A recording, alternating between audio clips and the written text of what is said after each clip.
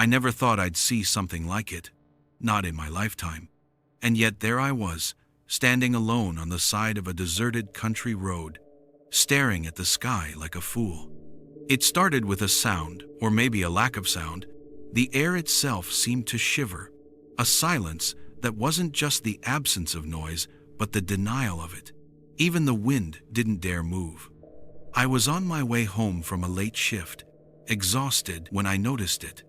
A dim, flickering light hovering above the cornfield. At first, I assumed it was a drone or some kind of malfunctioning weather balloon, but the way it moved, sliding sideways, stopping abruptly, then ascending at impossible angles, was wrong. Wrong in a way that made the hairs on my arms stand straight. I pulled over, the gravel crunching under my tires. My phone's flashlight barely reached past the trees, and the road stretched into black nothingness. The light pulsed, almost like it was breathing. I wanted to leave. I knew I should leave, but my feet were rooted.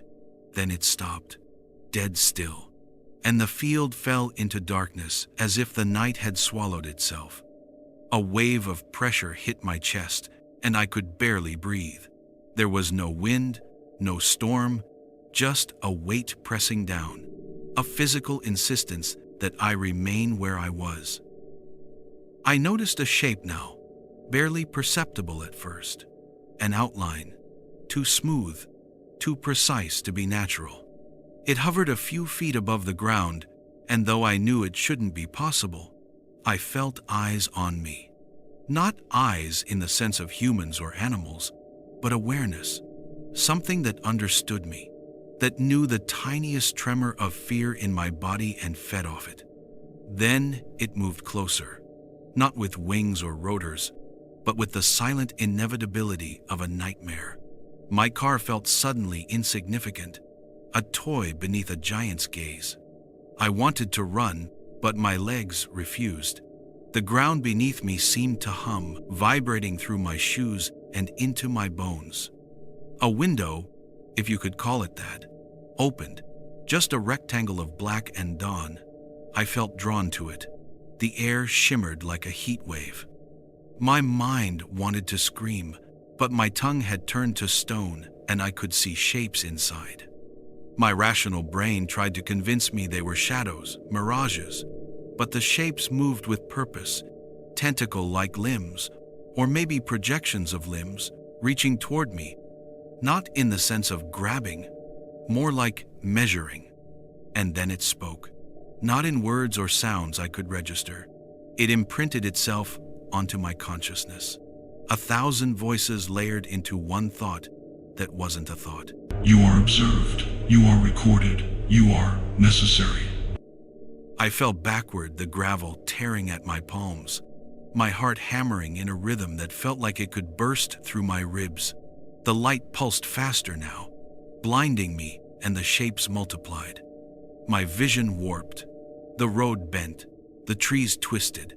I felt my body stretching, elongating, compressing. My skin itched like it was being rewritten from the inside out.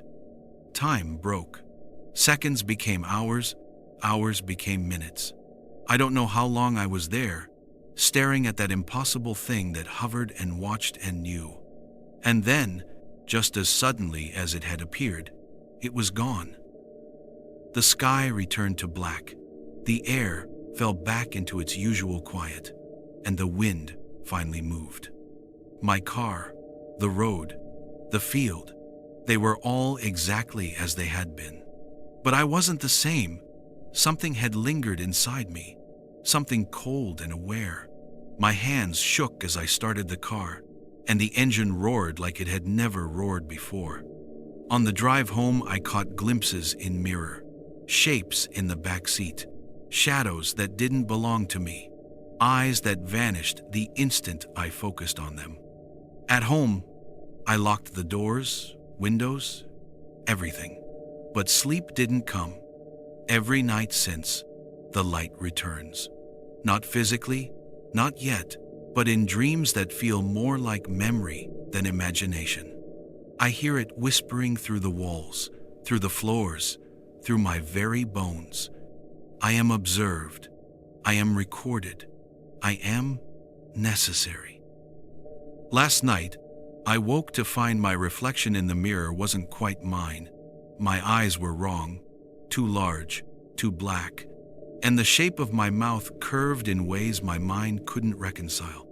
I touched my face, but it was still mine, still horrifyingly human. For now, I think it's only a matter of time before it comes back. And when it does, I don't think I'll be me anymore. And I am terrified.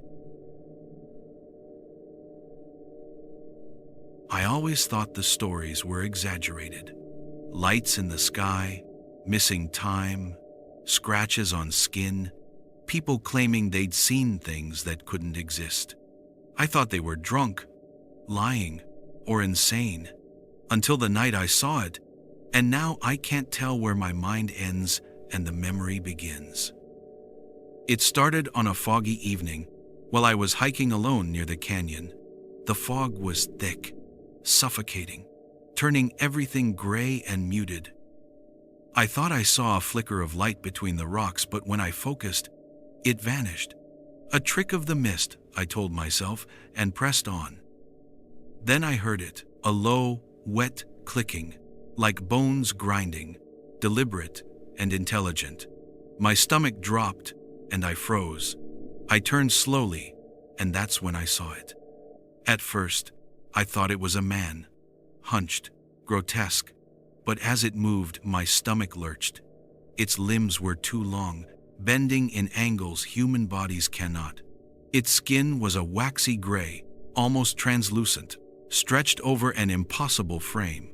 Its head was large, with huge oval eyes, black and lidless, reflecting nothing, yet somehow seeing everything. It didn't walk. It glided, barely touching the rocks, silent as if gravity itself feared it. The fog thickened unnaturally, slowing me down. Panic rose, but my legs refused to obey. Then it made a sound. 1,000 voices layered into one, wet, rasping, scraping against my skull. Not a sound I could block with my hands. It burrowed inside me, twisting my thoughts, clawing my sanity. It moved closer, and I caught sight of its mouth. Multiple rows of jagged teeth, folding inward like the jaws of some predatory nightmare. Beneath its skin, I could see writhing forms, tiny organisms sliding under the translucent surface, pulsing in rhythm with its breathing.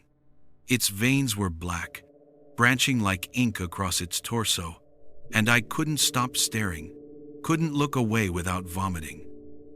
Then, it smiled. Not a human smile. Its entire face contorted into a rictus of hunger, and its eyes locked onto mine.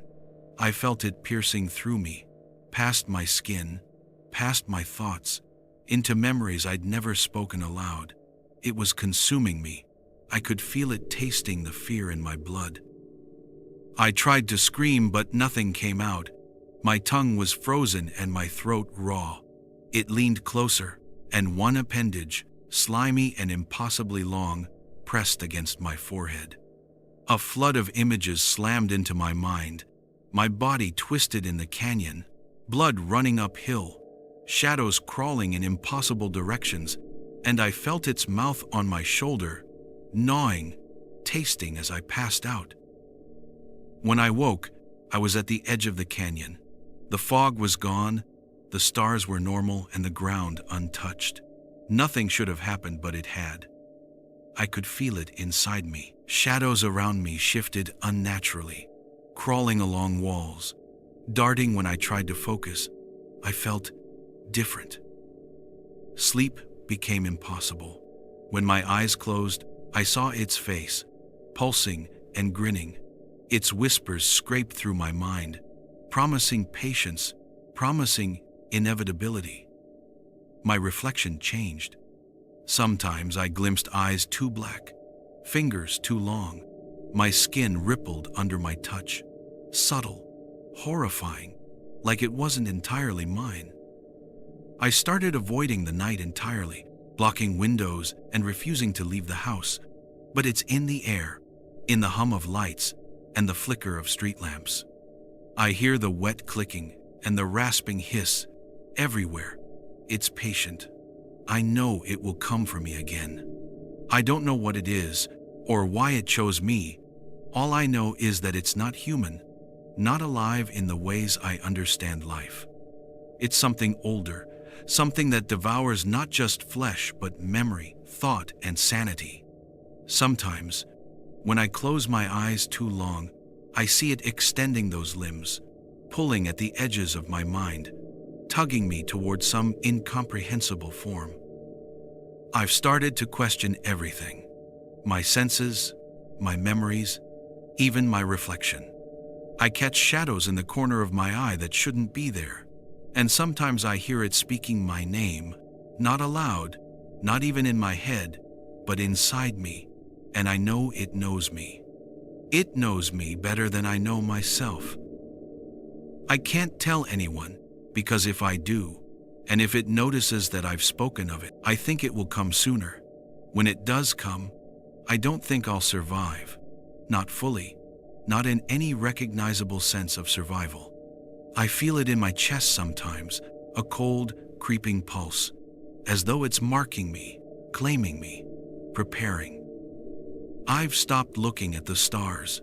I've stopped looking at the night sky entirely, because I know it's out there, watching, patient, and when it returns, I'll have no chance to run. I never believed in UFOs, not until the night it hovered above our house, a sickly green light slicing through the clouds, pulsating like a living heartbeat. I saw it first from my bedroom window, a metallic disc, suspended in the air, completely silent. Mom was in the kitchen washing dishes, and for a moment, I thought she'd seen it too. But she didn't react. She just stood there, her shoulders tense and her eyes reflecting the light in a way I had never seen before. The next morning, I noticed the first change. Her skin was paler than usual, almost luminescent, as if the green light from the UFO had seeped into her. She complained of headaches and nausea, but I knew it was more than that. Her movements were slower, deliberate, like a predator stalking prey. And her eyes, the brown flecks had darkened, edges black as tar, and they seemed to shimmer when the sunlight hit them. At night, I began hearing things, low, wet clicks from her room, like bones grinding, and whispering in a language I didn't know. I would peek in, and she'd be crouched on the floor, twisting her limbs in impossible ways, her skin pulsing as if something beneath it moved independently. When she saw me, she would smile, but it was a smile stretched too wide, too hungry, teeth glinting wetly under the dim light. Then the UFO appeared again, hovering closer this time. Its beam of light touched her, briefly illuminating her in a way that made her look like liquid, her body stretching and twisting unnaturally. I realized with a growing sense of horror that this wasn't just a visitation. It was a transfer, a claiming. My mom was being rewritten from the inside out. Over the following weeks, the changes accelerated. Her fingers elongated into sinewy tendrils, her veins darkened and pulsed, and her voice, the gentle voice I had known all my life, layered into a wet, rasping chorus that made my ears bleed. At night, I could hear her whispering to the UFO, and I swear I could hear it respond, though no sound left the craft. She would stand beneath its hovering light, tilting her head back, letting it bathe her completely, and each time she returned from its glow, she was less human, more something else. I stopped sleeping in my room and moved to the living room, but I couldn't escape the sound of her shifting body, the stretching, the slithering of skin, the wet, grinding clicks of bones rearranging themselves. And sometimes, when the UFO's light broke through the blinds, I saw her in the reflection. Her skin translucent, black veins branching across her chest, eyes fully black, pulsing in rhythm with the beam above. The final stage came one night when the craft hovered directly over our backyard. Mom walked outside willingly, her eyes fixed on the underside of the UFO. I ran after her, screaming, but she didn't stop. Her body undulated, bones flexing, fingers splitting into multiple points that glistened under the green light. The air around her shimmered, thick and wet, and her skin stretched as if gravity itself had softened. I wanted to touch her, to pull her away, but she raised a hand, and my vision blurred, my mind assaulted with memories that weren't mine. Alien landscapes, impossible geometries, creatures that had no right to exist. She turned her head slowly toward me, and I saw it fully. A monstrous alien visage, layered over her human features. Her eyes, those once familiar brown eyes, were now infinite voids reflecting the UFO above, and something deeper, older, far more patient than any human could comprehend. She smiled, and I felt my own mind slipping as if it was being examined, dissected, tasted. Then the light from the craft enveloped her completely, and I could see her body dissolve, reshape, stretch beyond human limits. She screamed, or maybe it was me screaming, and then she was gone. The UFO vanished in an instant, leaving only the echo of wet, clicking whispers in the night air. I don't know how long I've been awake since. Days? Weeks? The line between reality and hallucination has blurred. I still see her sometimes, or what she has become, standing in shadows, eyes black and endless. And I know the UFO will return, not just for her, but for me too. I can feel it, watching, patient, calculating. I am terrified, but I cannot leave because I am tied to her transformation, to that impossible beam of light, to whatever alien intelligence has claimed my mother. And I fear the day it comes for me, when I will see myself reflected in her new eyes and realize I have already started to change in ways I cannot yet comprehend. I always believed the universe was indifferent, silent, empty. That was before it arrived. I was on the outskirts of town that night, near the abandoned radio tower, scanning the sky through my old telescope, and the stars were sharper than I'd ever seen. Then something moved, not a satellite or a plane, something huge, blotting out the stars, descending from the void like a shadow with teeth. It didn't make a sound at first, but the air itself seemed to vibrate. Its surface shimmered, metallic and wet, reflecting the moon in jagged, impossible angles. And then I noticed it had limbs, far too long, jointed in ways that made my mind ache to understand, ending in claws that looked like shards of black crystal. I realized then it wasn't of this world. Its body defied every law of physics I knew. Gravity seemed optional, and its skin rippled like liquid, dotted with glowing orbs of light. Eyes, maybe? Though I couldn't be sure. Its head, or what I assumed was its head, was elongated with a vertical slit of a mouth that stretched wide, lined with needle-sharp teeth. It was like staring directly into a supernova, terrifying, incomprehensible, paralyzing, and I stumbled backward over broken concrete as the thing tilted its head, studying me like I was a specimen. Then it hissed, not a sound, but a vibration through the air and inside my skull. Reality itself quivered. I ran blindly, but the streets twisted into infinite corridors. Shadows bent unnaturally, and the air pulsed with the rhythm of its presence. I could hear it behind me, claws scraping cracked asphalt. It was spatially impossible. Behind me, above me, beside me, everywhere at once. Then it stopped. A tendril shot out from its body, coiling in midair like molten metal. It touched my shoulder and I screamed, not with my lungs, but in my mind, visions crashing through me. alien landscapes with jagged crystal towers under twin suns, seas of black liquid, creatures folding into themselves, existing in dimensions my brain could not contain. I saw myself, or a version of me, consumed, hollowed, reshaped into forms I could not even name.